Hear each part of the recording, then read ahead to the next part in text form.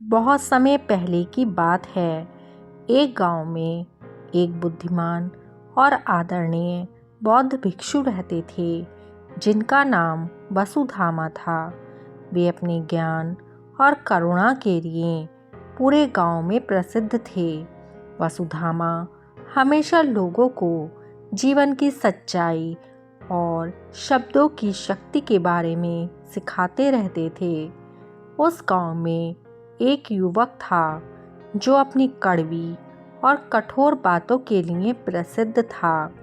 वह गुस्से में आकर बिना सोचे समझे किसी को कुछ भी कह देता था। उसकी बातों से लोग आहत हो जाते, लेकिन उसे इस बात का कोई एहसास नहीं था।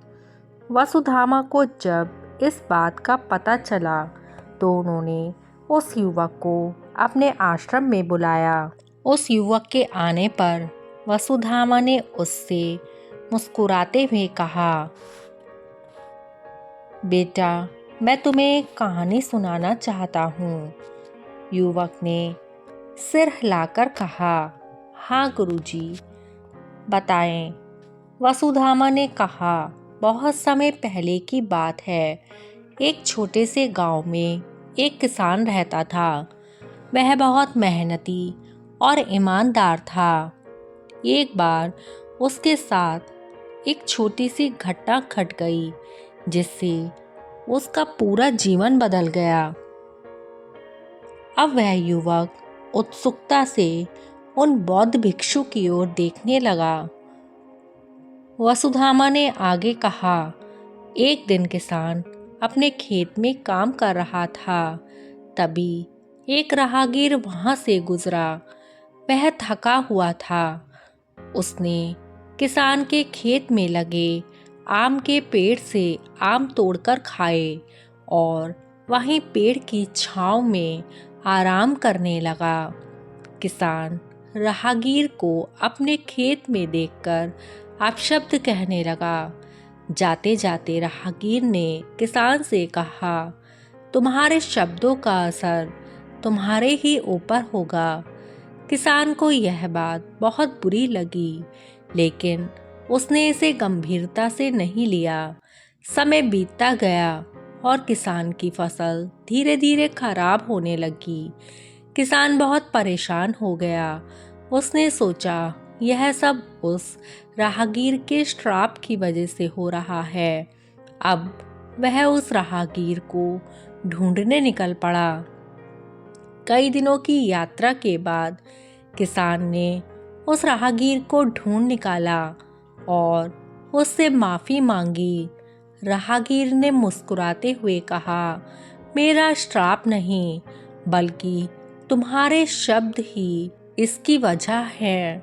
तुम्हारे शब्दों में जो नकारात्मकता और क्रोध था, उसने तुम्हारे चारों ओर एक नकारात्मक ऊर्जा का निर्माण किया जो तुम्हारे जीवन पर विपरीत प्रभाव डाल रही है।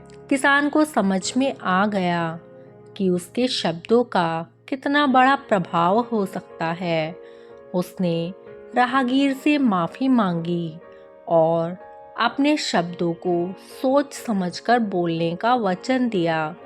धीरे धीरे अब उसकी फसल फिर से अच्छी होने लगी। उसका जीवन सामान्य हो गया। युवक ने गहरी सांस ली और वसुधामा की ओर देखा।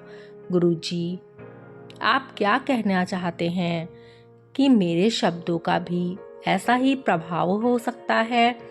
वसुधामा ने धैर्यपूर्वक कहा, हाँ बेटा, तुम्हारे शब्दों की ताकत बहुत अधिक है।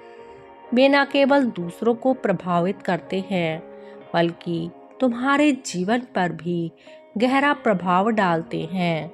यदि तुम अपने शब्दों का सही उपयोग करो तो वे प्रेम, शांति और सकारात्मकता फैला सकते हैं। लेकिन यदि तुम उन्हें नकारात्मकता और क्रोध के साथ इस्तेमाल करो तो वे तुम्हारे और दूसरों के जीवन में कष्ट और दुख ला सकते हैं। युवक ने सोचा और फिर धीरे धीरे कहा, गुरुजी, मुझे समझ आ गया है। मैं अब अपने शब्दों का सही तरह से उपयोग करना सीखूंगा। वसुधामा ने संतोषपूर्वक मुस्कुराते हुए कहा, यह तुम्हारे जीवन के लिए एक महत्वपूर्ण कदम है। याद रखो, शब्दों की ताकत अद्भुत होती है। वे लोगों के दिलों को जीत सकते हैं या तोड़ सकते हैं। उन्हें सोच समझकर और करुणा के साथ इस्तेमाल करना सीखो।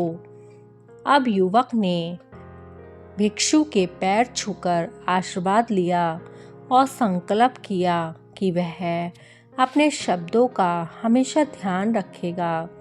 उसने अब धीरे धीरे अपने गुस्से पर नियंत्रण पाने और सोच समझकर बोलने का अभ्यास शुरू किया।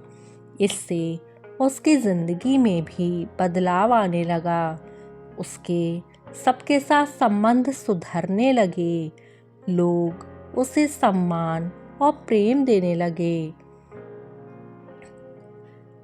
वसुधामा ने उसको देखकर गर्व महसूस किया और सोचा कि अगर हर व्यक्ति अपने शब्दों की ताकत को समझे और उनका सही उपयोग करे तो यह दुनिया कितनी सुंदर और शांतिपूर्ण हो सकती है।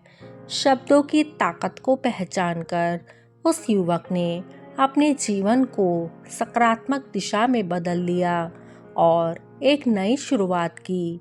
मित्रों, यह कहानी हमें सिखाती है कि शब्दों की ताकत अद्भुत होती है।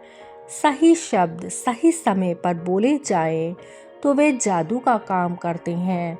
वहीं गलत शब्द न केवल दूसरों को बल्कि खुद को भी नुकसान पहुंचा सकते हैं। इसलिए हमें हमेशा अपने शब्दों का सोच समझकर और करुणा के साथ इस्तेमाल करना चाहिए। मित्रों, अगर ये कहानी आपको पसंद आई हो तो कहानी को लाइक करें, मेरे चैनल को सब्सक्राइब करें और अपने विचार कमेंट बॉक्स में डालना ना भूलें। धन्यवाद।